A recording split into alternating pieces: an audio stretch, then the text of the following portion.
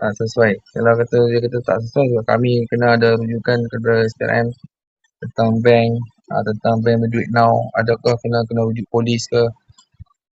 Kita kadang memang kita kena rujuk sebab dia berperingkat. Kadang-kadang kita tak ada kepakaran polis, kadang-kadang kita tak ada kepakaran dalam bidang rasuah bentuk-bentuk off sky ke.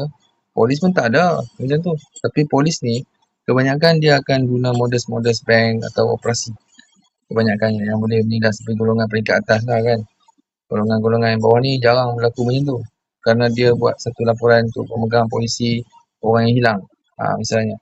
Polisi tu dia akan bagilah perlindungan. Misalnya akan renew kad pesara untuk atas perlindungan pada dia kerana hilang. Tindakan tak ambil. Atas modus asal 3 tahun. 4 tahun bank berjalan.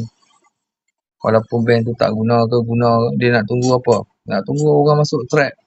Macam tu. Orang tu dah buat laporan. Anak dia, kawan ke, kakak ke. Buat laporan. Setting tutup habis semua kaunter. Telefon online. Ataupun di balai polis.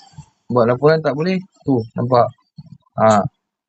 Itu sebagai contoh lah. Kita bagi satu kata putus.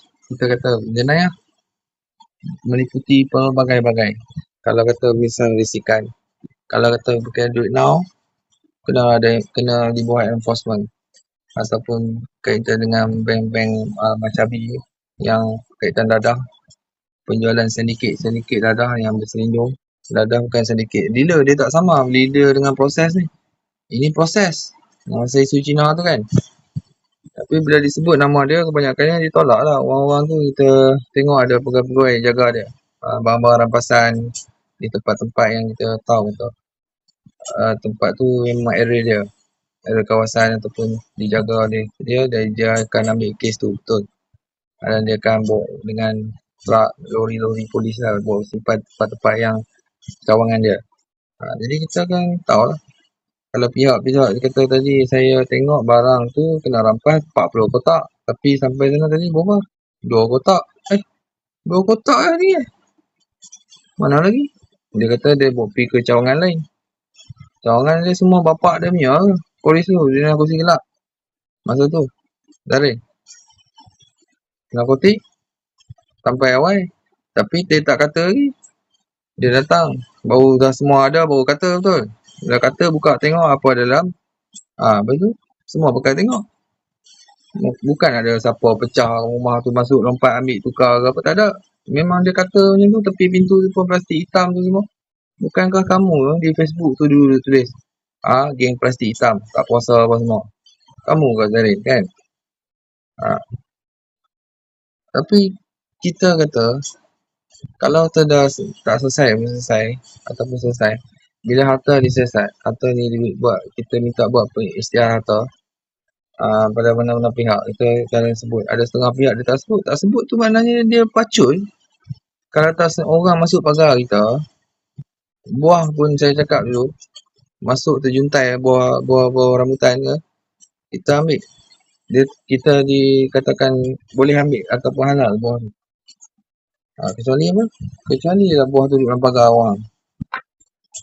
Itu undang-undang lah. Kita tak macam tu. Rumah, you masuk rumah, ikut pintu, masuk pintu mana? Kalau rumah ada 3 isi rumah, atas, tingkat atas mak, nenek. Bawah kakak duduk dengan abang ipar. Bawah, tingkat bawah lagi. Rumah banglo, dia tu kena masuk pintu mana?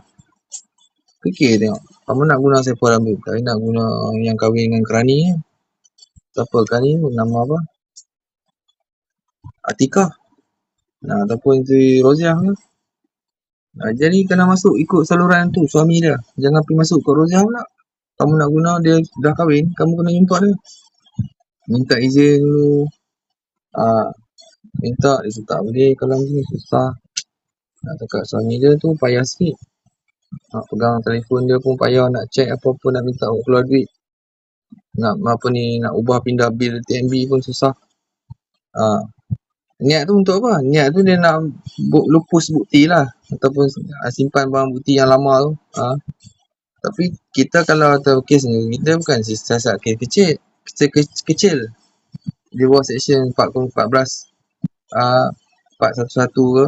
Itu kecil lagi, tapi kita boleh cerita bukan lupus atau menyimpan barang curi. Kita di bawah seksyen atau SPRM seksyen 17 2009 kerana menggelapkan wang, gelap ataupun melindungi penjenayah, kerana mengancam orang yang kita kata tadi, orang pengadu tu dia bukan nak melindungi penjenayah ataupun pengedar sindiket, dia membuat satu jenayah terancang pada orang kata SPRM ke, pada anggota polis ke, kepada pihak saya kat sini pun ada yang kata hilang tak boleh jumpa lagi, yang mana